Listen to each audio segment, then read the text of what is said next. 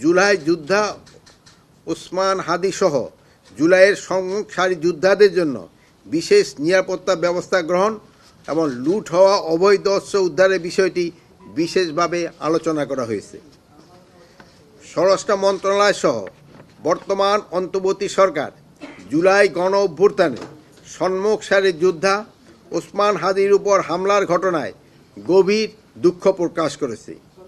এই বিষয়টিকে সরকার সর্বোচ্চ গুরুত্ব দিয়ে দেখছে।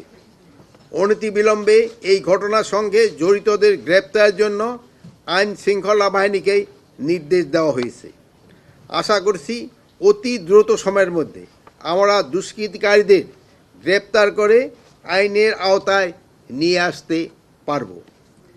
এই হামলায় জড়িত কাউকে কোনো প্রকার ছাড় দেওয়া হবে না। এই বিষয়ে আমরা জনগণকে সার্বিক সহযোগিতা পাবো বলে দৃঢ় বিশ্বাস করি।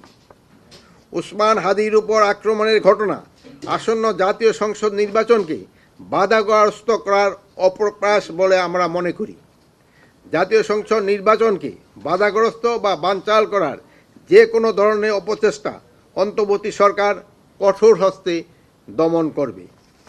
বর্তমানে অন্তর্বর্তী সরকার জুলাই গণ অভ্যুত্থানে সম্মুখ সারি যোদ্ধাদের নিরাপত্তা নিশ্চিতে বদ্ধপরিকর।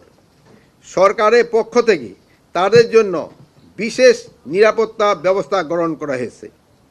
এই লাইনটা আমি আবারও বলতেছি, বর্তমান অন্তর্বর্তী সরকার জুলাই গণ অভ্যুত্থানে সম্মুখ সারির যোদ্ধাদের নিরাপত্তা নিশ্চিতে বদ্ধপরিকর।